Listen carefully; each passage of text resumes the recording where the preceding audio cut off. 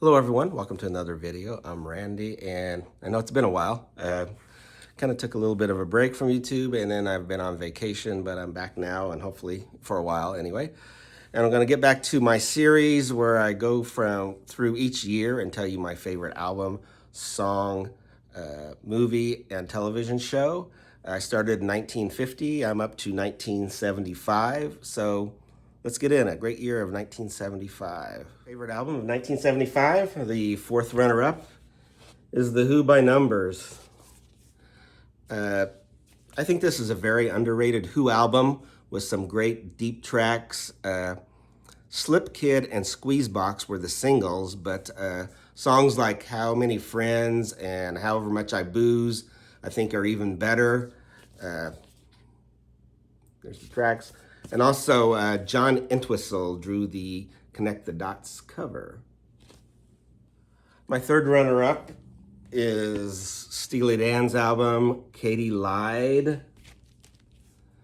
Now, this is actually my favorite Steely Dan album, although probably not many people's, but this album's just filled with signature jazz pop rock numbers that they're known for. You got songs like Dr. Wu, which is where the title track, or the title comes from. Bad Sneakers is a song about alienation with a nice Michael McDonald appearance. Any World That I'm Welcome To has this beautiful piano that builds into some rock exuberance. And you have Daddy Don't Live in New York City No More, marking guitarist Larry Carlton's first appearance on a Steely Dan track. And then you got the Boogie Jam of Black Friday. Just some great tunes on this underrated Steely Dan album, Katy Lied. Then you have my second runner-up, and that's Pink Floyd's Wish You Were Here. This is my favorite Pink Floyd album, but this just shows you what a tough year this was. The title track is my favorite Pink Floyd song, which probably helps it in its ranking. And I think it ranks right up there with its emotional connection of, their later tune, Comfortably Numb, Off the Wall. It also includes amazing soundscapes of Shine On, You Crazy Diamond, 1 through 5, and then 6 through 9, with some great guitar work by David Gilmour. Yeah, because insides. Yeah. Fleetwood Mac. Wish You Were Here. Now, picking my favorite album for this year was very difficult because these top two I went back and forth on because both of these albums are in my top 5 albums of all time. But I end up putting up as a runner-up Bob Dylan's Blood on the Tracks. Now, this is my favorite Bob Dylan album, called his breakup album with some amazing songs of heartbreak. And one of the most acerbic songs ever in Idiot Wind. It also has one of his best songs in Tangled Up in Blue. I love every song on this album, with A Simple Twist of Fate and Shelter from the Storm being 2 of my all-time favorites. Just classic album, like I said, in my top 5 albums of all time. Blood on the Tracks. And for my favorite album of 1975, it's Bruce Springsteen's Born to Run. And you got Clarence Clemons there on the back. See Bruce and Clarence. But yeah, this is Bruce's masterpiece. I know some would say it's Darkness on the Edge of Town, which is also a great album. But on this one, you kind of wanted to envision Phil Spector's Wall of Sound and Roy Orbison's vocals. That was the inspiration. What pushed this past Dylan's Blood on the Tracks for me is that 3 songs on here would be in my top 10 for 1975 and probably in my top 25 all time. Those are Jungle Land, Born to Run, and Thunder Road. Just a fantastic album. Most of the songs on here are still concert staples. I don't think it gets any better than this. Bruce Springsteen's Born to Run. My favorite album of 1975. Before I get into my favorite song of 1975, I just want to say that I had been doing a series on Rich Strickler's channel where we go through each year. We started in, I think, 65, went through 79, and picked our 50 favorite songs along with Rich and Doc from the Great White North and Brian from Massey's Main Entertainment. And then we compiled that list of all our favorites and put out a sheet of 50 favorite songs. And we each talked about like our top 10. But anyway, so I'm going to put a link to that below. These don't always match up with what I end up picking for my series here. Some of that has to do with, I know, sometimes I pick songs that I know nobody else is going to pick. But anyway, let's get into my 5 favorite songs from 1975. My 4th runner-up for favorite song of 1975 is from Bob Marley and the Wailers and this live album, and it's No Woman, No Cry. This reggae classic was first released on his album Natty Dread in 1974, but it is this live version off Live 75 that's where it was released as a single, and I think that is the definitive version. It was recorded at the Lyceum Theatre in London, and it's the version that's also included on the compilation album Legend, which sold millions of copies. If you're just getting into Bob Marley, this is a great starting point. It's got some great tunes on there. But like I said, just a great Bob Marley tune. But the songwriting credit was given to Vincent Ford, a friend who ran a soup kitchen in Kingston, Jamaica, and the Trenchtown area that Bob Marley often sang about. Just great tune, Bob Marley's No Woman, No Cry. My 3rd runner-up is from David Bowie. It's the song Young Americans, which is the title track off this album. There you see it there. Great soulful title track with Luther Vandross providing backing vocals and arranging those backing vocals. Lyrics are sung at this breakneck pace with an exuberant sax throughout. It was a break from glam. It's often called plastic soul. I don't know if I like that term, but it also has a great break at the end where Bowie sings, "Ain't there one damn song that can make me break down and cry." Just fantastic David Bowie song, Young Americans.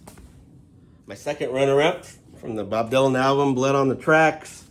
And yes, it's the leadoff track, Tangled Up in Blue.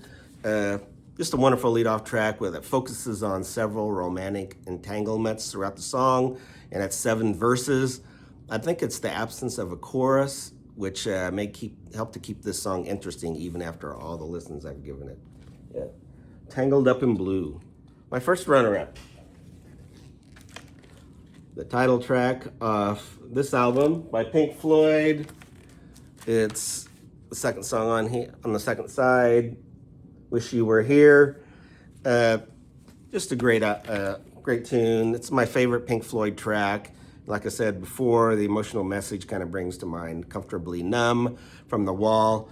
Beautiful opening guitar by David Gilmour and one of Roger Waters' best lyrical compositions. You can make new discoveries each time you hear this song, like the little violin in there and some saxophone parts. Just Wish You Were Here, my 1st runner-up. And my favorite song of 1975 from Born to Run. It's the opening track, Thunder Road. Now, it has a great piano and harmonica intro with some evocative lyrics by Springsteen that references Roy Orbison, one of the inspirations for the album. And it has its somber moments, but ultimately it's a song about redemption. Thunder Road from Bruce Springsteen, my favorite song of 1975. One thing I forgot to say at the beginning is that for anything I pick, I have to have a physical copy in order to pick it. And for the TV series, they are only eligible their debut season, but I'll take the full run into consideration. And so let's get to my favorite film of 1975. My 4th runner-up is Barry Lyndon, directed by Stanley Kubrick. This is a Criterion with a spine number 897 for those who want to know. But yeah, just, these Criterion collections are just amazing. This is one of the most amazingly shot movies with some spectacular lighting, especially the low light candlelit rooms. It's just unbelievable what he could do.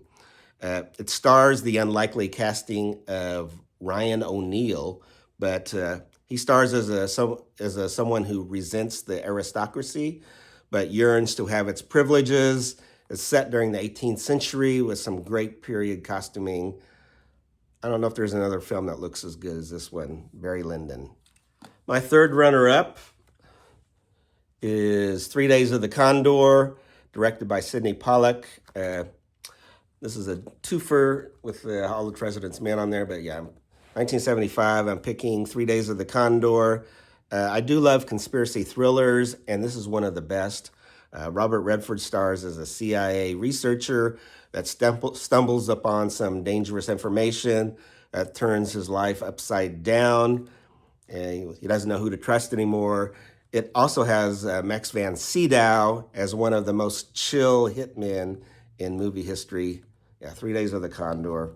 Just love those conspiracy thrillers. And for my second runner-up, I have One Flew Over the Cuckoo's Nest, directed by Milos Forman. This shows what a great year it was that I have this classic in third place. This has one of Jack Nicholson's best performances as a malingerer, R.P. McMurphy, who ends up in a mental health ward trying to avoid military service. He battles with Louise Fletcher as Nurse Ratched, and they light up the screen. She's one of the best villains as he tries to exert his influence on the psych ward. Just classic filmmaking and acting. 3 days, One Flew Over the Cuckoo's Nest, my second runner-up. And my first runner-up from this Steven Spielberg collection. Yes, it's Jaws. Spielberg has created one of the most effective thrillers of all time. It has everything: a fantastic cast, a riveting score by John Williams that always sets the mood, and perfectly edited sequences that just jolt the viewer. It had people avoiding the ocean for some time, and probably some to this day. Just perfection in every sense of the word. Just hold up. Yeah. Jaws, directed by Steven Spielberg, my first runner-up for 1975. But my somewhat surprising pick for my favorite film of 1975 is from the legendary director John Huston, and the greatest of his later films with The Man Who Would Be King. It's a great adventure film with some fantastic chemistry between Sean Connery and Michael Caine. They star as two British soldiers with an ambitious plan to rule a remote region of Kafiristan, which is in now Afghanistan. Triumph and tragedy result. Just an amazing adventure film. Check it out, The Man Who Would Be King. My favorite film of 1975. Now for my favorite television show of 1975. My fourth runner-up is Wonder Woman. The attraction here for a teenager is pretty obvious, with Linda Carter as Wonder Woman. Seems pretty cheesy now, but I still think it works and it's fun to watch. Yeah, Wonder Woman. Fourth runner-up.